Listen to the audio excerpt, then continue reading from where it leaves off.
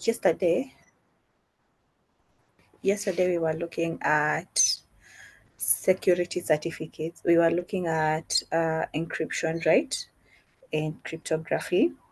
And we said that to encrypt, we need a key. For others, we need public. So for the keys, we need public key, private key. Some keys are shared, like for symmetric, you can share the public key so that you can access. For asymmetric and hybrid, you just need public key and private key. Do you guys remember? So today we are going to build up on that. Let's run to our notes. After we are done, will we have access to the canvas? Unfortunately, no. So the reason why that we are asking you guys to do your labs mapema, to do your cases mapema, it's because when you're graduating, by December 19th, you cannot access your canvas. You cannot access the labs. You cannot access the console, the free the console that you're actually using, say, in your labs. Canvas itafungwa on December 19th. Now notes. Now you remember when we started lessons the very first day, we told you to be taking notes because you'll also not access the notes. And that's why sometimes I share some of the private notes that I have, that I use, that I learn with. Because could the notes be downloaded and shared to us? Unfortunately, no. If you check your canvas, there's no way you can be able to download your notes, Salem. That's why we ask you, do not miss classes, take notes, talk. We're giving you this most likely, most classes are not like this interactive, especially if you're doing your certifications. Sana you either jisomea or Instructor Patrick, kindly explain to Salem or download aje. Right? So reason why we ask you guys to come to class early, come to all the classes, is because these notes are not accessible publicly. They're just for Canvas. And you see the way we enrolled you on the Canvas, after Google, after wana Musembi unasema niseme Google 19th, after December 19th, you won't be able to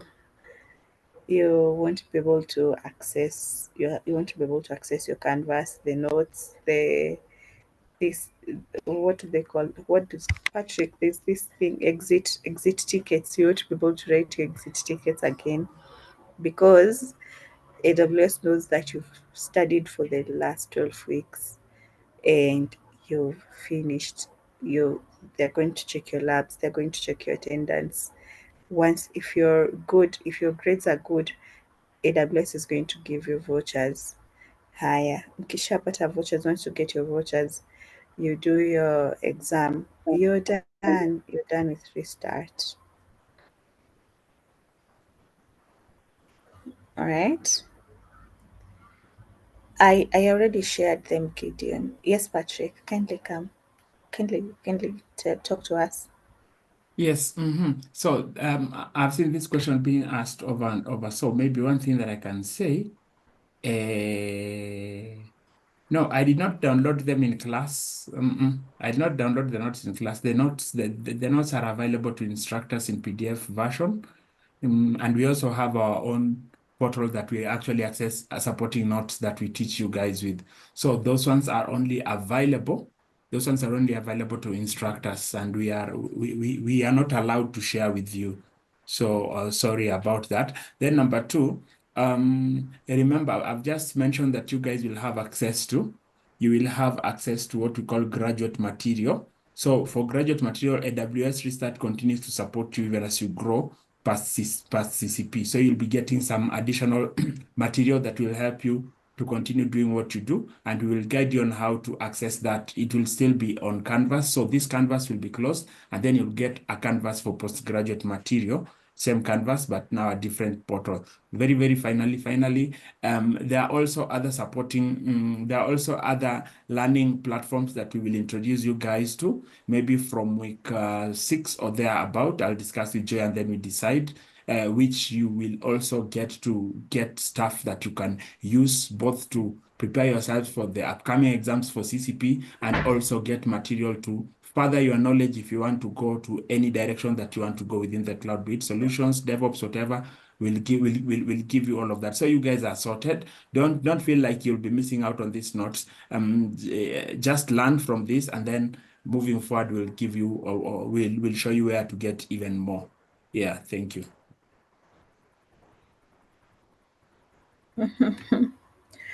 Nyinyi mnataka kuweka mwalimu wetu kwa shida. Yeah, Salem and Musembi. Yeah.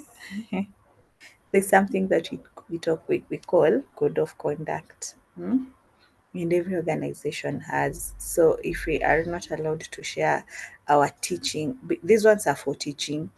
These ones are for teaching. They are a bit different from what you guys you have on your canvas. For example, some of the times that we share our screens, if you look at our canvas, you would actually realize that our canvas is quite different from yours. So we are sorry for hours for training. Unless you become a trainer, that's when you can access. But if you're not a trainer of Restart, there's really no other way you can access it. There's it's a code of conduct. But now for learning, we ask you guys to take notes. You can read my personal notes that I send you guys, and yeah, take notes. Kujeni class, tusome kwa bidii. Right? All right. So at the end of the class, Patrick is going to give us an announcement on what we will be doing the next few weeks. So we can move unyo kwa unyo hadi kwa public key infrastructure. All right. Let's get to see when we are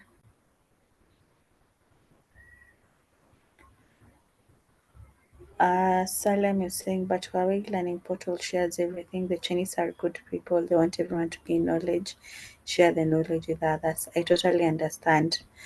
But unfortunately, these are Westerners. Hey, different organizations have different policies, like we said yesterday. So there's nothing really much you can do about that, Salem. It's the least we can do is disseminate the information we have, right? So allow me to share my screen and let's study something little about public key infrastructure. If you can remember, we said that we have both public key and private key, and we also said that, let me know guys if you can see my screen clearly. And we said that this public key is the one that enables you to access your, thank you so much, to access your encrypted data. All right. So for today, we're going to learn these keys. Where are they from? Who gives us these keys? Who helps us manage these keys? All right. And in AWS, is there a service that can actually provide for us a public key? Who can give us these public keys? Okay, so that's what we're going to do today. And it's also part of the security life cycle for the prevention. We looked at network discovery, we looked at systems hardening yesterday, we looked at networks hardening, we looked at data security yesterday, and today we're going to finish on the last two on prevention. In the morning, we're looking at public key infrastructure, and in the afternoon, we're looking at identity management. All right. So let's see what is public key, what does it do, what is up, and let's get to understand why it is important even for us to be introduced. All right, I am so sorry. Yes.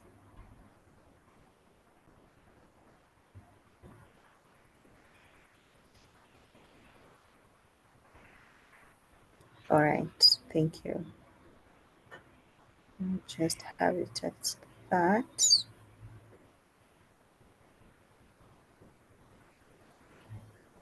All right. Thank you. All right, so public key infrastructure is an entire system that helps people and computers to share information securely over the internet. And it uses a special code called keys, like what we learned yesterday. We use keys to protect your data. And we said that there are two types of keys. We have a public key, which everyone can see, and we have a private key, which you keep in secret, all right? And these keys, they work hand in hand to lock and unlock information. If someone sends you a message using your public key, only your private key can be able to unlock that message. And therefore, with this type of encryption, this type of security, it will ensure that your message is confidential and it is only accessible to you who has the private key. So, to make sure that the public key only belongs to you, we have the public key infrastructure, which uses something called a certificate. Now, a certificate is something like your ID card for your public key, and it shows who that key belongs to, who checked and approved it, and the actual public key. So, for the certificate, it shows, yes, it's like an ID for your keys, right? It shows whose is this key, who gave it to you, what is the key, all right?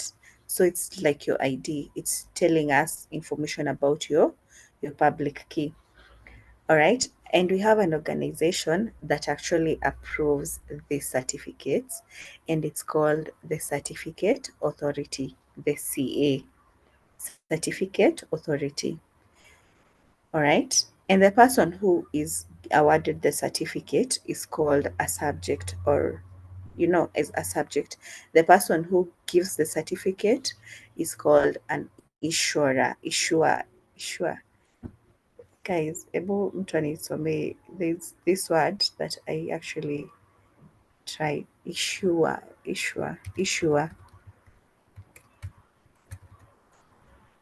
Yes. So whoever issues the card, the certificate is called an issuer. I don't know, issuer. Forgive my very heavy accent. All right. So the person who receives is called the subject, okay? And you receive this certificate from the certificate authority. Well, why is public key infrastructure important? It's important because number one, it ensures that only the right person can read the message.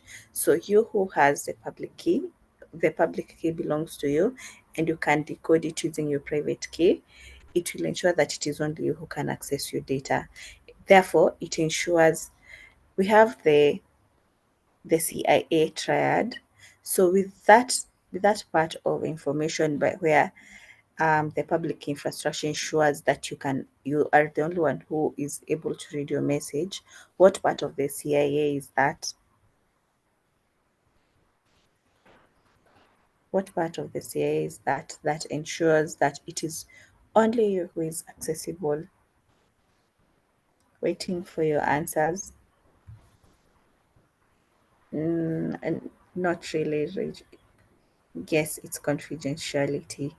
Yes, where only you who is authorized to access the information, you're the only one who can access it.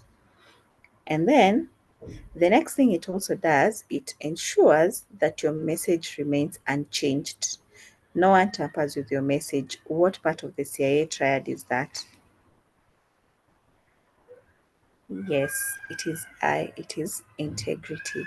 Integrity ensures that your data remains the way it was when it was being sent. No one changed anything, no one deleted anything, no one tampered with your data, no one added anything on your data, all right? And it also ensures public key infrastructure also ensures that the sender cannot deny sending it. So imagine a situation where I come to your WhatsApp inbox and I text you. I go to Salem and I text him on my inbox. I tell him, "Hi Salem, da da da da da da da." Then when Salem takes me to court and I refuse kabisa, I say it is not me, it is not me. What Salem is going to do, he's going to show the chat. And with the chat, it's going to show my phone number and my name. So there is no way I can deny that I am not the one who sent it. And this is called non-repudiation. All right. So the public infrastructure ensures that once the sender sends message, there is no way that the sender will deny that he sent the message because it's showing who it is from. All right. And this is called non-repudiation. And finally, the public infrastructure ensures that you know who sent the message. This ensures authenticity of the message. And that is why public infrastructure is important, and that is why that we are learning it this morning. All right. So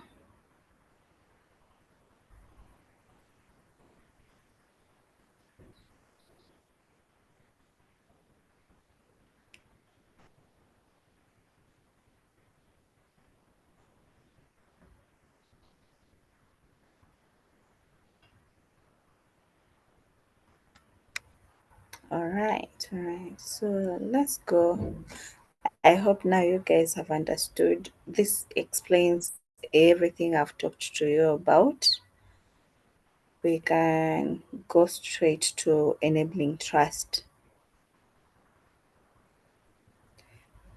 So, enabling trust in a public infrastructure.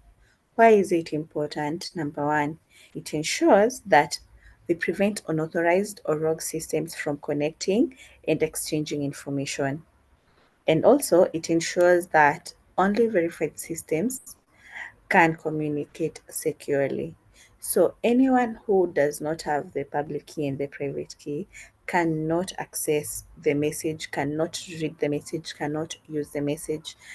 And it ensures that only the verified people who have the keys are the only ones who can be able to communicate, send and receive the messages. Now, how is trust established? Trust is established through the exchange of public keys. All right. These keys, they help validate the identity of the sender and the receiver. And the function of the keys is to ensure that, number one, they maintain trust across the public infrastructure hierarchy. So, with knowing that only two people or these parties that can exchange the message each has their public they have the public keys and they are the only ones who can communicate. So they know that no one else outside the sender and the receiver has access to their communication channel. And this establishes the trust that my message is coming from this person and my message is being received by this person. And the keys are also included in they are also included in digital certificates issued by the certificate authority, like we said Apombele, right? Now, where are these public keys found? Number one, they are found on the system that requires a certificate and on the system that offers a service, e.g., for example, like a secure website or a server. An example is number one, there are types of communications that require you to have a certificate for you to be able to communicate. Especially, we said that it is very important for people who have strict compliance policies to communicate through encryption, right? And they can use these keys. And another person who can be able to access and have and use these keys are examples like what we have right now, what we are using, like websites which are secure or servers. For example, we said if you look at your web browser right now, look at the URL, you are going to see HTTPS colon double slash app.zoom.us. Well, this means that the Zoom website has a security certificate offered by Certificate Authority. Okay. And for this one, we called it SSL TLS. All right. Yes. So this is how they enable trust in a public infrastructure. You know the person sending you is this person, the person receiving information is this person, and no one else can come in between your communication. So on this diagram, we can see the public key infrastructure from end to end, and it's also showing us the key components of public key infrastructure, where we have the certificate authority. This is the person issuing the certificates, the certificate themselves, what what you are being given. For example, let's just start with security authority. The security authority is the one to issue your digital certificate. It is also the one that is going to validate and sign your certificate. And this is going to be important if you are going to proceed to if you're going to proceed to, is it DevOps or solutions architect? Where I think it's solutions architect. If you're going to proceed to do your solutions architect associates, you'll need to understand, because in AWS we have also a certificate authority, and we also have somewhere we can store our certificates. And there are some certificates that are signed by the certificate authority, and there are some that you sign by yourself, all right, or another organization. So the certificate authority is responsible for issuing you with digital certificates, for signing and validating your certificate, and for delivering to you your certificate. If you want to have a domain, for example, we have a domain www.ridge.com, and you want your domain to have a certificate, you're going to buy. So initially it will be HTTP colons forward slash reach.com, right? But if you want your website to be secure, you need to buy a security certificate. And the place you're going to buy is from a certificate authority. And when you're buying it, they're going to sign it for you, and they're going to validate it for you. So now your domain will have a HTTPS, okay? Now, and for the certificate, we said this is a document that you are given to prove that you are the owner of the public key, right? It includes information. Do you guys remember I told you it includes what information? It includes the information of the the issuer, the person giving you the the certificate. So it includes the information about the certificate authority. It includes the information about the subject, you, the person who's receiving your details, and it also includes information about the public key. Okay. Next, we have a revocation list. What is a revocation list? A revocation list is a list of certificates that are no longer valid. Okay. The certificates may be revoked due to maybe expiration, compromise, or policy violations. Remember, we said that, for example, when it comes to Patrick and I, we are under oath of not sharing information by AWS. And what happens if Patrick and I go ahead and share the information that we get from AWS. Number one, they are going to revoke uh, our our our our titles as your trainers. Number two, we are also going to be we will have violated their policy for sharing data out of AWS. So we can even be sued. Landly Africa can even be sued. And looking at now when it comes to certificates, if you violate any policy that goes against the certificate, for example, like sharing your certificates or anything, what will happen is your certificate will be revoked. Okay. And another way that it can be revoked is through expiry. Normally I know that, for example, if you're signing up for a domain and you pay for it for a year, and you're given a certificate by the CA, and the certificate is only valid for 1 year. Next year it will be invalid, so you'll need to have another certificate. You need to purchase another certificate. So if it expires or it is compromised or it violates policies, these are some of the reasons why it can be revoked and it will be placed in the revocation list. Going ahead, we have registration authorities. So registrations authorities, what they do is they verify the certificate request from entities. If it is valid, they instruct the CA to issue you with a certificate. If it is invalid, the CA will not issue you with that certificate. It acts as an intermediary between you, the person wanting to buy a certificate, and the CA. So imagine this as when you want to go take your ID, right? And you have to go to Bima. I don't know. I know for Mombasa it's called Bima House. I don't know for Nairobi where people go to take their IDs. I'm not so sure. Let's take an example of Huduma Center.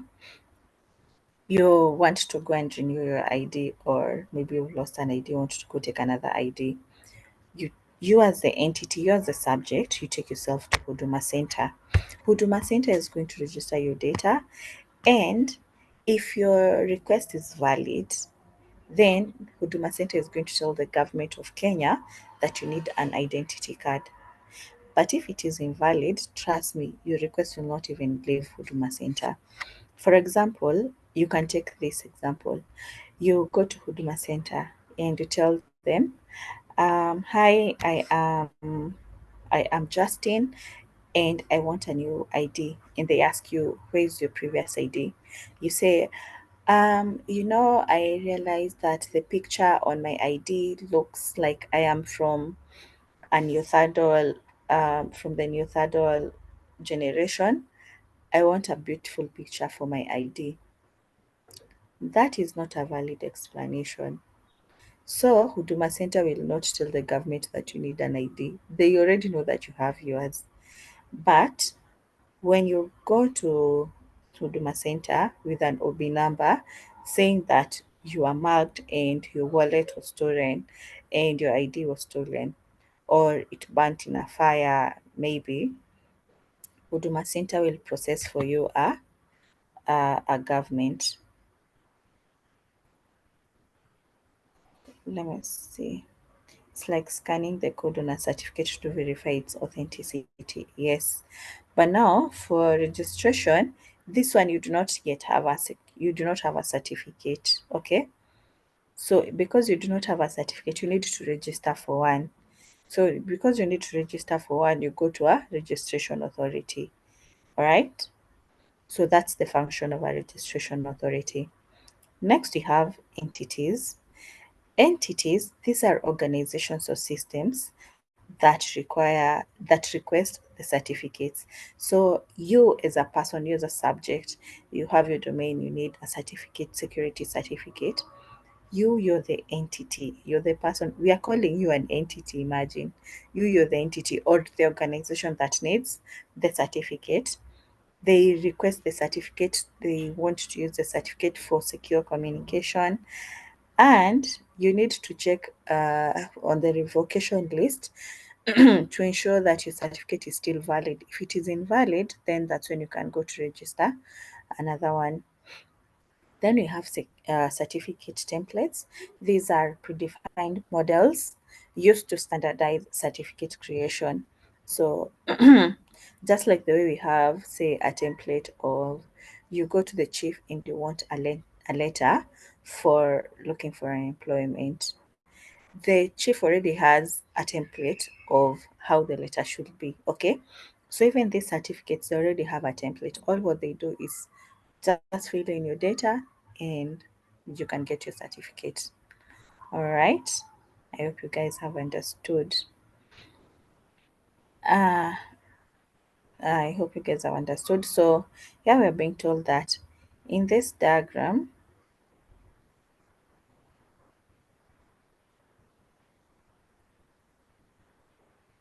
yes, Zoom as an SSL certificate.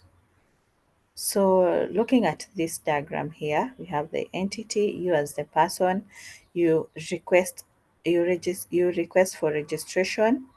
Then the registration authority checks if your request is valid.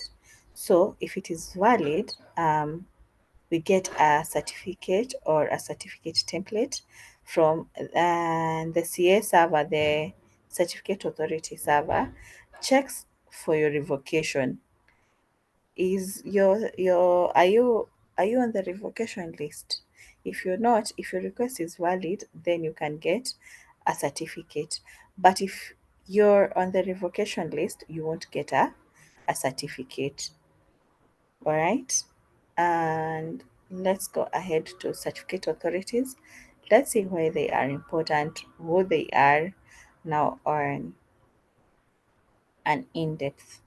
So a certificate authority is an entity that issues you with digital certificates, and it issues you as an entity digital certificate. Okay, the CA helps establish and manage trust relationships in the public key infrastructure, because they're going to give you a certificate with your public keys, and they are the beginning part of trust. They're the ones actually enabling the trust, because they're ensuring that you're the rightful owner of the certificate, you have the right keys, and it's showing that they're the ones who issued you with it. Okay.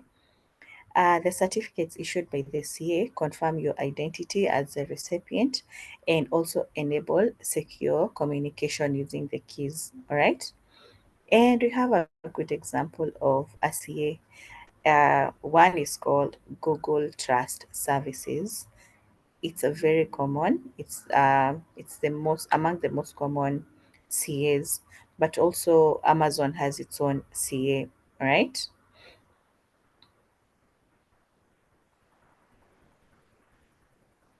So we can be asked what is included in a certificate, and like we said, it contains the CA, the person who issued you with the certificate. So there's the certificate authority. It contains the certificate authority type. Who is this? What is their role? Okay, is it? We have two types of CAs. We have the root and we have a subordinate. We are going to see the difference upper chini. So it's going to say the name of the CA, the type of the CA. For example, if it is GTS, the type of the CA. If it is root, the CA integration. This describes how the CA connects to the systems and the service. And we have key specifications, includes the details like the length of the key or the encryption algorithm used. All right. Then we have the database property. It refers to how the certificate date is stored and managed. We can have other documents issued by the CA. For example, we have a certificate practice statement, which outlines the standards, practices, and algorithms used by the CA. And it can also give you certificate policy. and it defines the roles for certificate usage. So it will tell you how much are you supposed to pay, uh, what are the use cases that you can use your certificate for. For example, let's say you want to open a site for gambling or children abduction. Definitely they will not give you, right? And it also says um, it gives you revocable offenses. It will tell you also what are the types of revocable offenses. For example, if you use your certificate for criminal authority, or if you refuse to report identity changes to the CA. So these are the certificate policy just has rules of what can you do, what can you not do. And we said that the CPS, it will define the standards and the algorithms used by the CA. Right. Remember that we said we have different types of CAs. We have the root and we have the subordinate. Let's see the difference between the root and the subordinate. So the root will sit on top of the PKI hierarchy. This is a big boss, this is a big man. Imagine this like your government, all right? Now, it initializes the trust chains, like we said, because it's the one that's going to give you your keys, it's the one that's going to authenticate your certificate. So it's the beginning point of a trust, all right? And it stores the root CA keys, which are critical for signing subordinate CAs. So imagine this, the example that I gave you about the government, on the example of the taking an ID. Imagine the root CA as the government. This is a big man. This one who gives you the certificates. He's the person who signs, he's the one who has all the keys. And imagine the subordinate is a registration authority or someone who acts on behalf of the CA. For example, now in our case, you want to go take an ID, you go to Huduma Center. Huduma Center acts as our subordinate CA, all right? And when you go to the Huduma Center, you'll be given an ID after a week or two, all right? Also, when you go to Bima in Mombasa, I don't know for Nairobi where you people take your IDs, but in Mombasa we go to Bima Center or something, that Bima House. So we go to Bima, and when you go to Bima, you're going to that main government office to ask for an ID, right? So the road CA is the main person right there. He's the one who initializes the trust chain. He stores the road CA keys. So he's the road CA, and as the road CA, he has his own keys. He's the one who stores them. And using these root CA keys, he is going to sign all the keys given by the subordinate CA. The root CA is isolated and kept offline to protect its private key, and it does not directly issue certificates to the end entities.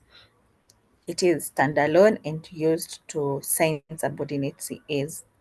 The subordinate CA, also known as the registration authority, in some contexts, he'll operate under the root CA, and he's going to verify and validate the certificates requests from the entities. And we said we as the users, organizations, we are the entities.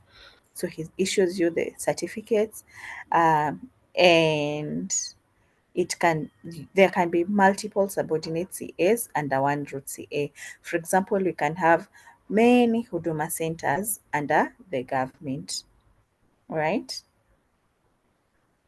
And let's see, we have a short description here, the characteristics of a CA and internal CA and an external CA. Who would be so kind to read for me, please? Nimeze kopo la maji. Kindly someone read for me.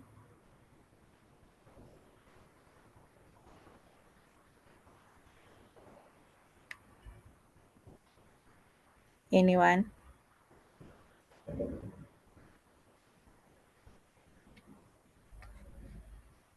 People, someone kindly read for me this table.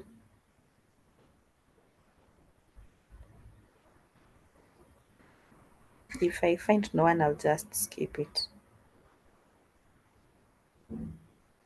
Okay. Oh, Yes? sorry, can you hear me? Yes, yes, yes. Now I can hear you. Okay, I'll read for you. Thank you. Characteristics, internal CA and external CA. When it comes to configuration, the internal CA has organization or company, external CA is third party. When it comes to level of trust, only within the organization or company, and external CA is trusted by every entity. Administrative effort, internal CA has more effort, external CA has less effort. Additional information, internal CA is cost-free and external CA, no direct access is granted.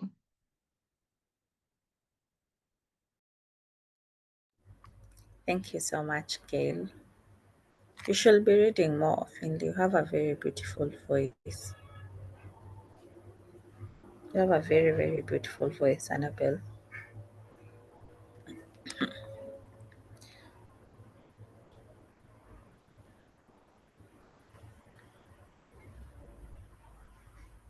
So the certificates are issued by organizational CA. Let me see this. So the certificates are issued by organizations issuing the certificates. Yes, yes, Rich. There are organizations that, for example, like the GTS is an organization that offers the certificates, or even ACM, a certificate, ACA, what do they call it? Amazon Certificate Authority. Yes, so Rage, remember we said, like, for example, if you're having your own domain and you want to have a certificate, right? You can buy it from someone else. For example, currently most of the people who sell domains also sell the certificates. Okay, so you can just buy directly from them, right?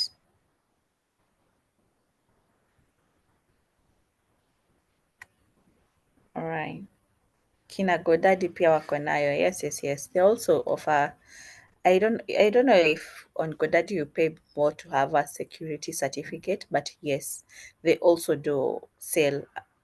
Yes, yes, yes. They also do sell certificates. Right. Rage, kindly unmute.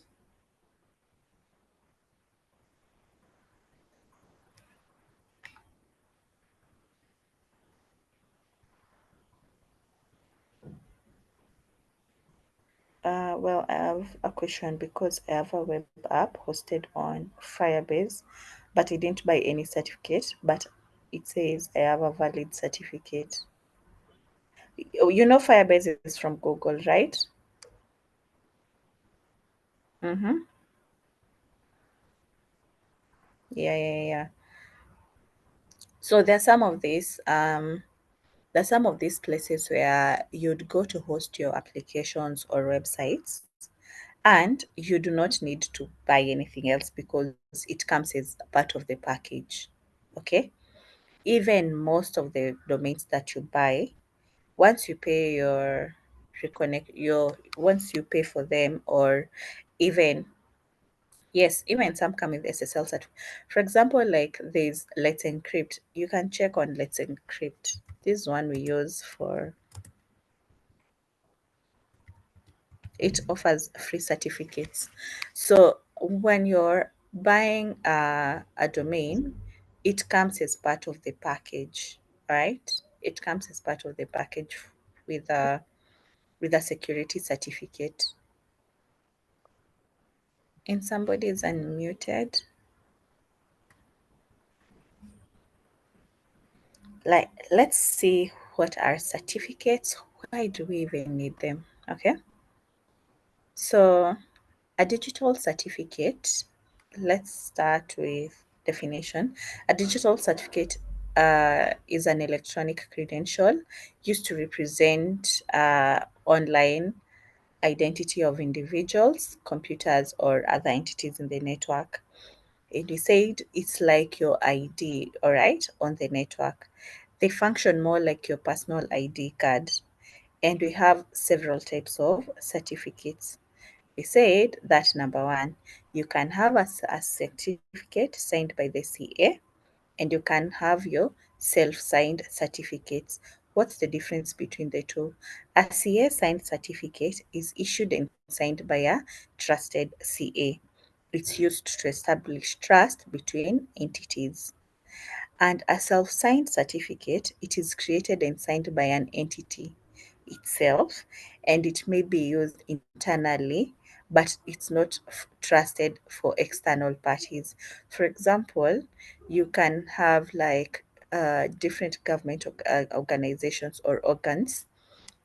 For example, let's say the Reke Squad, which is right opposite my house, they can have they can have their own self-signed certificates that will be used in their own organization. Yes, inside their own organization offices.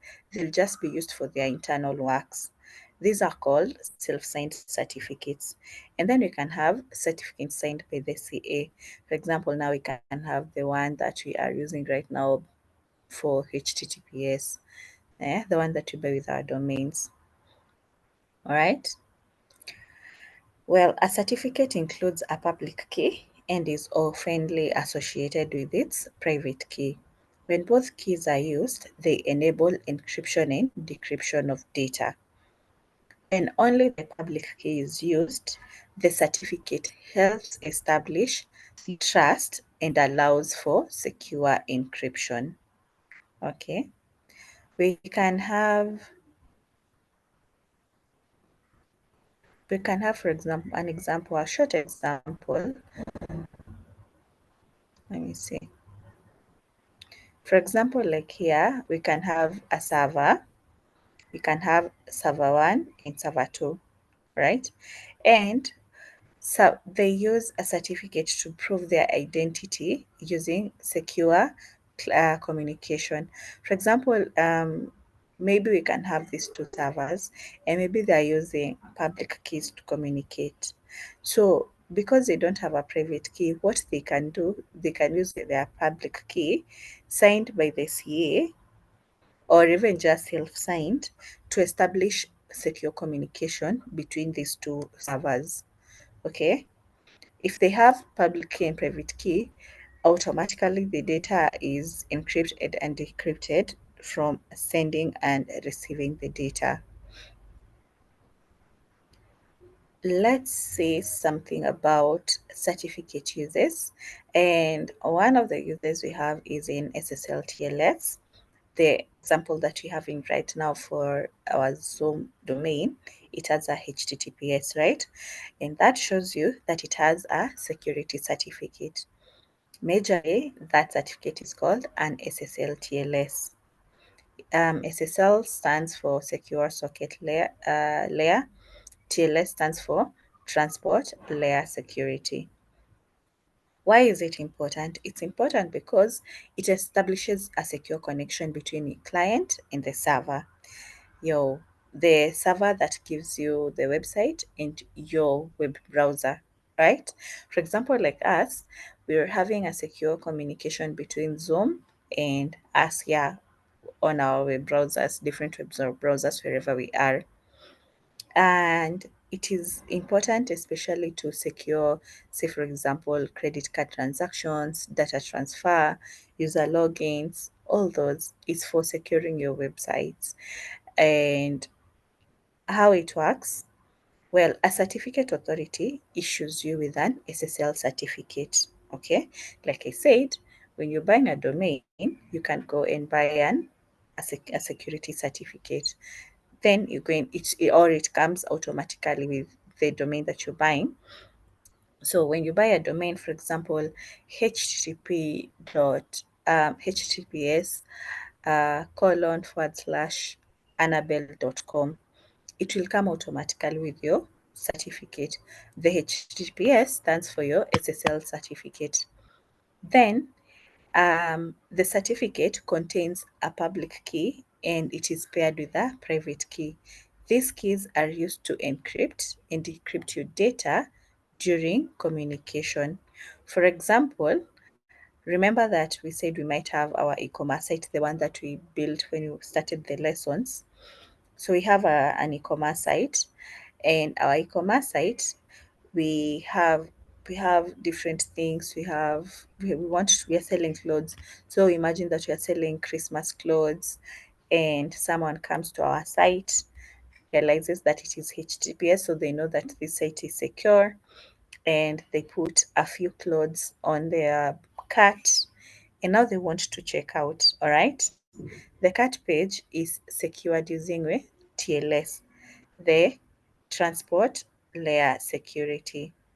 Okay, and then the credit card data is encrypted. So when you go to cart and you want to now pay, want to check out, you're going to have your credit card information there, sindio, or even your M-Pesa number. So let's say, imagine that you're using credit card, right, or debit card. You will have your, or your Visa, whichever card that you're using, credit or debit card, right? And you have your card number, you have the month, and the year of expiry, and you have the CVV, right? This data is very important because anyone with those three types of data can use your card to buy anything all over the internet. Okay? Now, to protect your customers, what do? You have the SSL TLS. So the credit card data or the debit card data, your card data is going to be encrypted and it's going to be sent securely. Therefore, once payment is being done, the payment provider returns the transaction result to the merchant site, which confirms the order. So no one is going to be able to access your card information apart from you, not even the person, not even the e-commerce, the owner of the e-commerce. Okay, we are not going to store your credit card information or debit card information. We are not going to store your CVV. We are not going to store your month of expiry. We are not going to store your card number, because it's going to be encrypted. This ensures the security. And when it comes to policies, you learn about something called PCI DSS. PCI DSS is a policy that ensures that for your website, for your application, that you're protecting credit and debit cards. You're protecting card information for your users.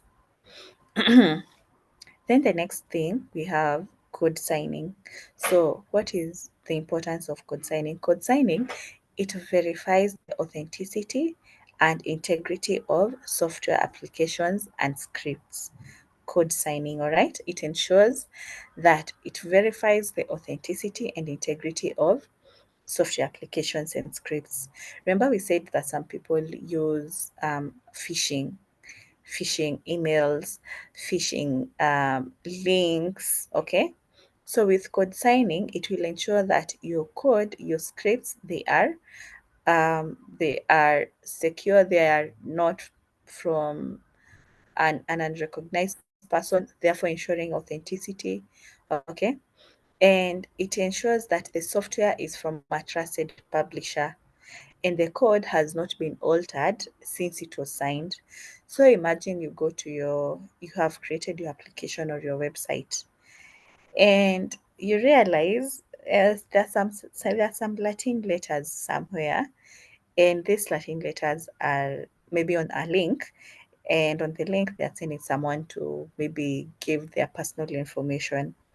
So with code signing, it will ensure that since you hosted your software or your application, nothing on the code has been changed. It has not been altered. And this is how it works. The software author you sign the code using a private key from the certificate. The user verifies the signature using a public key in the certificate, and this process acts as a digital signature to confirm the identity of the publisher. All right. For example, consider an individual who is buying something on our website. So this one is for the e-commerce that we talked about. So for code signing, it uses digital certificates to authenticate the publisher of the software and guarantee that the code has not been modified since it was signed.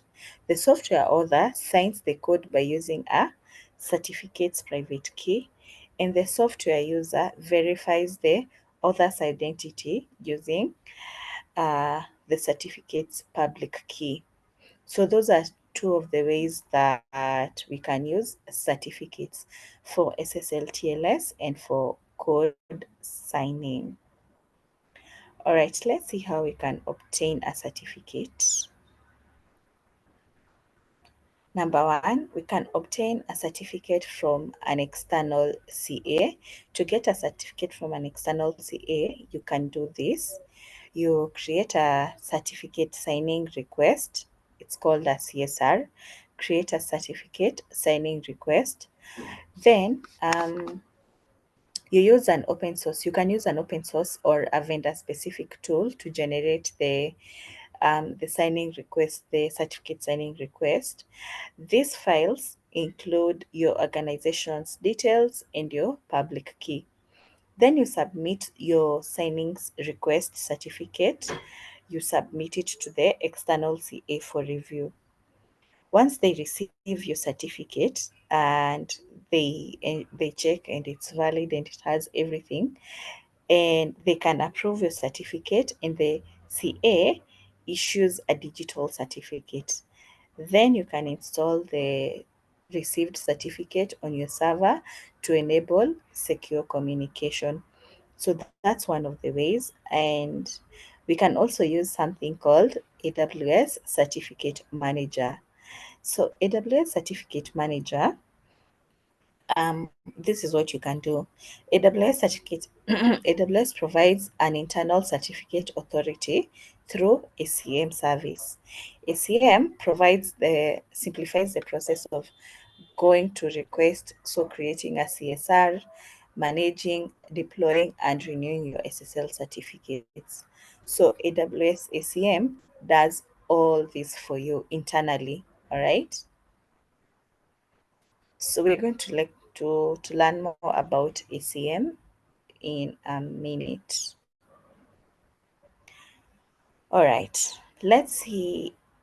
Remember we said that there's a revocation list that contains expired or revoked certificates. And we said that there are a few reasons why a certificate may be invalid. Number one, if it is expired, so has it passed its validity period? Number two, we said that if its key is compromised, so the private key associated with the certificate, if it has been maybe stolen, exposed, misused, the certificate will be revoked. Then the third way is through a hold state. This temporarily suspending a certificate due to investigation or pending updates. So maybe your site is under investigation and the government of Kenya thinks that you could be selling some brown sugar or something, and it is investigating you, then your certificate may be on a hold state until they finish investigations. All right. And the next one is through superseded. This means that it is being replaced by a new certificate. So for example, you go and maybe your certificate expires after 1 year, and maybe after third month, fourth month, you buy another certificate. The previous certificate is revoked. Then finally, it's through cease of operation. So for example, if your organization is no longer existent, it's no longer working, its certificate may be revoked. And what's the revocation process? So when a certificate is no longer valid, it is added to the revocation list that we saw earlier. And the revocation list is maintained by the issuing certificate authority. And before a certificate is used, the system checks on the revocation list to ensure that your certificate is trustworthy. So whoever is selling to you the certificates is the one who is also managing the revocation list, so that they know we have this list, we have these certificates that have been revoked, we have these certificates that are good. And if you want to buy a new certificate, they check if you're not on the revocation list, you can get a certificate or you can proceed using yours. The certificates on the revocation list cannot be used for secure communication, and it ensures that compromised and outdated certificates do not pose a security risk. And you might actually find, I don't know if you guys have seen this when you're browsing on the internet.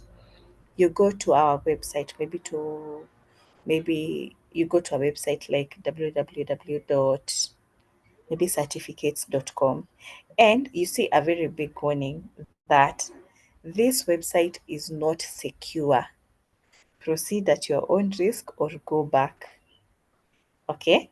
Because the organization, the CA, offering these certificates knows that maybe this certificate is on the revocation list, it has expired, and it is letting you know that it is no longer covered securely. So tread carefully.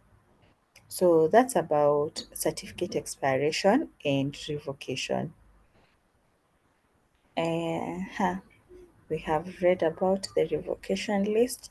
Let's see about storing your certificate.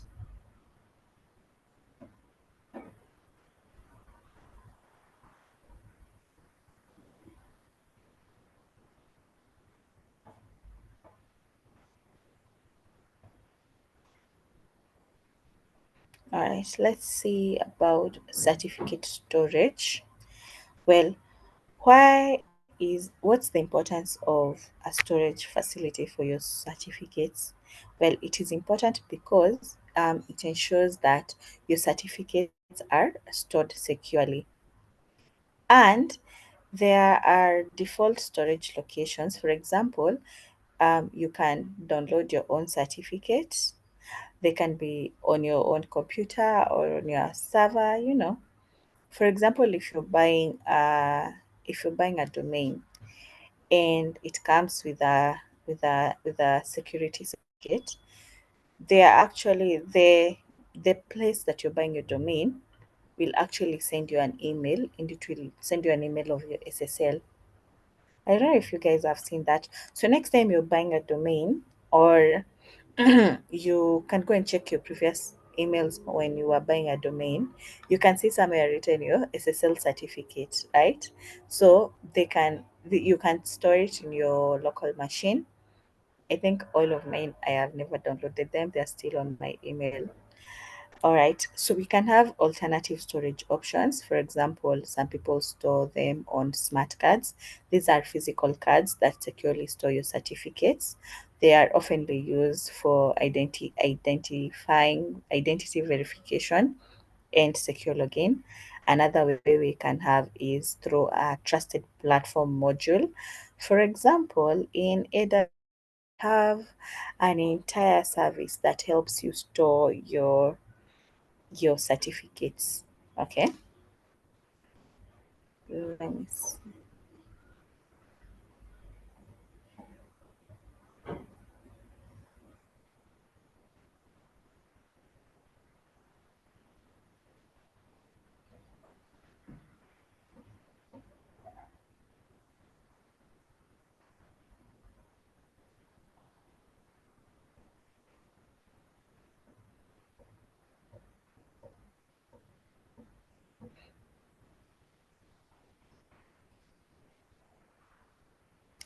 All right, so for example, in AWS, we can have the ACM as well. We're going to check on it.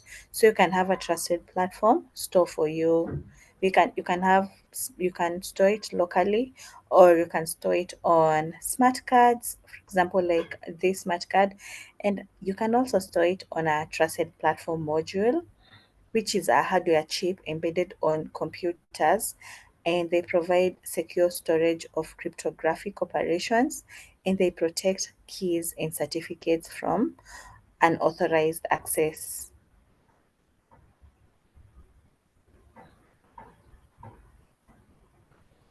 Let's go to Amazon Certificate Manager, ACM.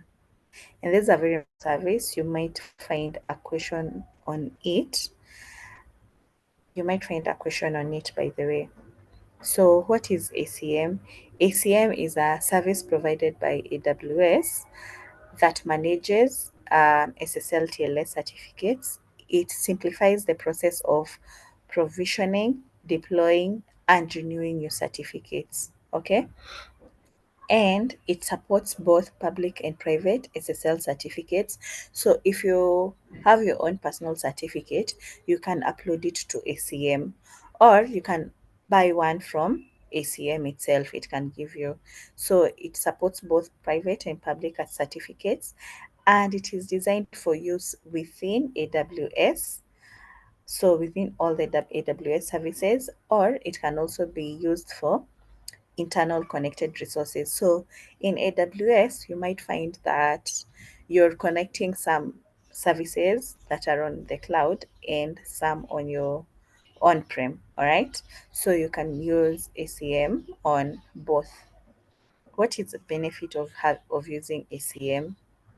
ACM, it eliminates manual task of purchasing certificates, uploading the certificate, and renewing certificates. Remember, we said the process of having a certificate is: number one, you go register. After you register, they check if your request is valid. Is it valid? If yes, they give you a certificate. You purchase a certificate, and then you go upload it on your server. Once you upload it, then when it comes to maybe its expiration day, you need to renew your certificate. So ACM does all this for you. All right. It eliminates the manual task of purchasing, uploading, and renewing your certificates. It improves the operational efficiency and reduces administrative overhead. So you might, when you're using ACM, you don't even need to remember, when is my SSL TLS expiring? No, ACM will handle that for you. It's going to renew it for you. And what are the use cases of when might you need an ACM? Number one, when you need to protect and secure your website, to protect and secure your internal resources, for example, like your services as well, to help meet compliance requirements. For example, like I told you, if you have a website, there are the PCI DSS compliance, right, requirements. So it will help you meet the compliance requirements, and also improve on uptime and reliability, ensuring that you do not need to keep on the entire process that we've said for purchasing, uploading, renewing, all that. It improves your uptime. There is no downtime. There is no point where your website will be unsecure because you have not renewed your certificate. Okay. And with that, we have come to the end of our lesson. Can I get someone to read for me the key takeaways?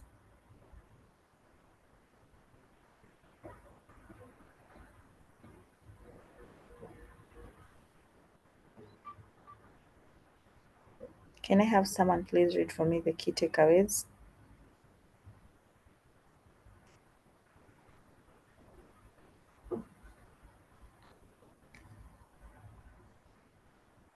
Okay, I'll key read. takeaways. Okay, so go.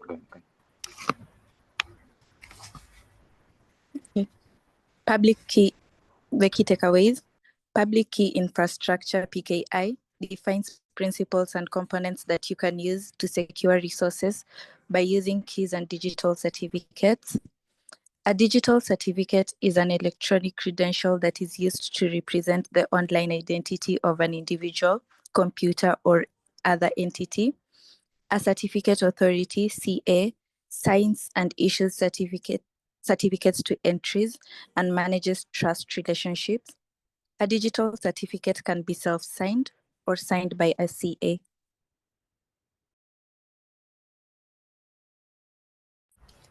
Thank you so much, Belinda. By the way, Belinda, we have missed you. Where are you the last 3 days? A lot has happened.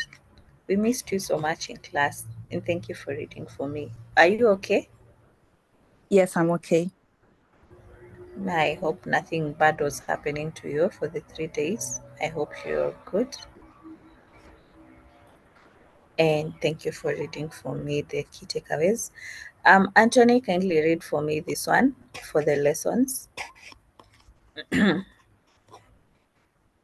So, key takeaways from this lesson include public key infrastructure, PKI, defines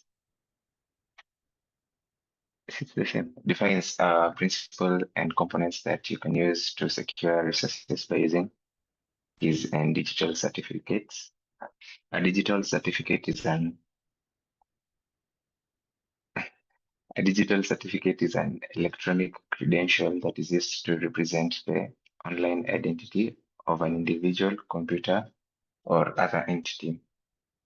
And a certificate authority signs and issues certificates to entities and manages trust relationships. A digital certificate can be self-signed, or a certificate authority can sign it. Thank you. Thank you so much, Anthony. And by the way, Anthony, you are very quiet. Thank you for today for reading for me. I really appreciate. I totally appreciate. And I am looking at your attendance. Your attendance is really good, Anthony. Keep it up. Your attendance is impressive. Ni labs too, but yeah. Naona labs zinakupelekesha. Kindly catch up. Hiyo group huko sasa mpelekeshane, si ndio? Yeah, sure. Sawa sawa, thank you. Belinda, there's a special request. Ucheke tuone uko sawa. Kindly laugh so that you know you're okay. Belinda, people are concerned.